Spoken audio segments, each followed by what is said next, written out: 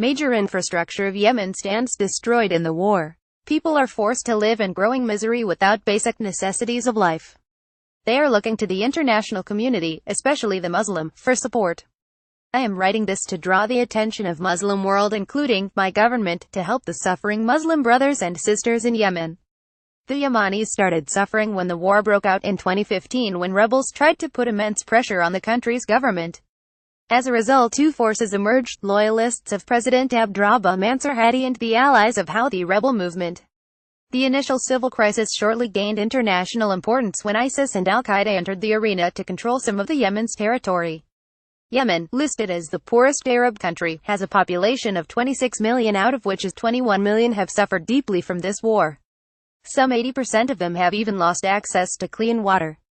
The country is facing worst food crisis, where 7 million are only a step away from famine.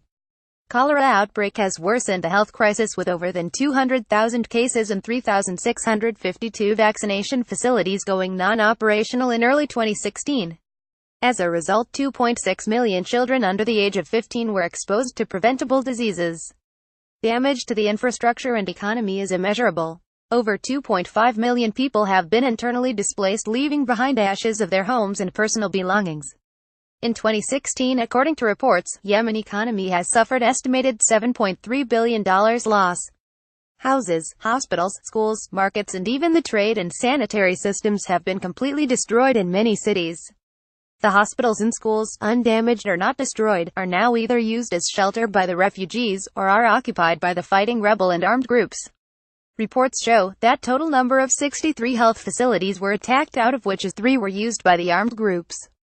Furthermore, 51 attacks are confirmed to be specifically targeting the educational facilities, including schools and personals. Out of 1,600 schools, 280 were completely destroyed, and 500 were used as shelter homes. Rebels managed to occupy 33 schools, using them as barricades. Schools suffered damage with $250 million calculated cost. A post-conflict economy like Yemen's is in no way comparable to a regular economy facing a crisis.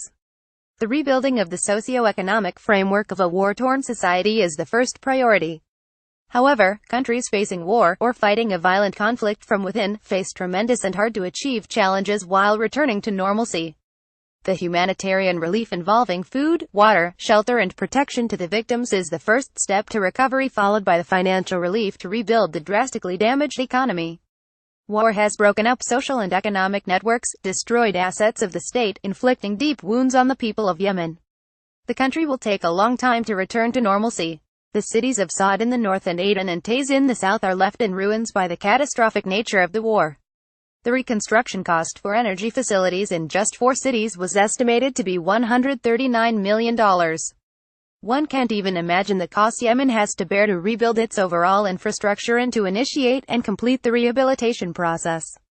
How could a country hit so hard by an internal and external feud and power crisis, can be rebuilt and rehabilitated without support of allies? International aid is indeed the speediest long-term solution to the crisis. The destruction and damage done to the country has to be categorized through systematic clearance and rehabilitation process for specified selected areas. One by one, the process for reconstruction and rehabilitation needs time and skills. Here, a trust deficit created as a result of the war in the hearts of Yemenis for the Western powers is a limitation. Therefore, the building and restoration should not be done by Western companies, as the Yemenis will still look at it with suspicion. However, if this rebuilding is done by Pakistan, then being a Muslim country, the help is not likely to be opposed.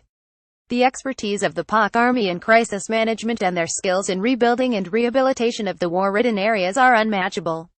The restructuring of infrastructure and the well-planned rehabilitation processes both in Swat and Fauda undertaken by Pakistan Army were exemplary. The northern Yemen terrain is very much similar to that of Fauda, and there is no doubt in my mind that the Pak Army is the best institution to carry out rehabilitation operations in Yemen in the most effective way. I further would like to propose that Saudi decision-makers consider inviting Pakistan for the rebuilding process in Yemen, so that as a neighbor, Saudi authorities can play their effective role in providing relief to Yemen by effective logistic support of Pakistan. In the meantime, I would like to advise our defense team to not waste opportunity of helping Yemen with the coalition of other allies like Saudi Arabia, not only with the intention to support a Muslim nation in need, but also to create a long-term ally and friend in the global political dynamics. This reconstruction of infrastructure and rehabilitation in Yemen should be considered to be undertaken by FWO, NLC and by prominent Pakistani private builders. It would be wiser to encourage participation of retired army officials from the Corps of Engineers and labor force from private companies to work together in Yemen. I also propose that the initial survey and research, construction and rehabilitation must be done under the supervision of OIC teams to avoid any complications. This way Pakistan could offer their expertise, skills and a gesture of peace, human love and respect to Yemeni brothers and sisters, which indeed will be acknowledged by the international community. The reason I urge Muslim nations to jointly help Yemen is because of my study on the destruction in Iraq, where owing to the increasing number of deaths and hopelessness, the people there became vulnerable and were left at the mercy of Daesh.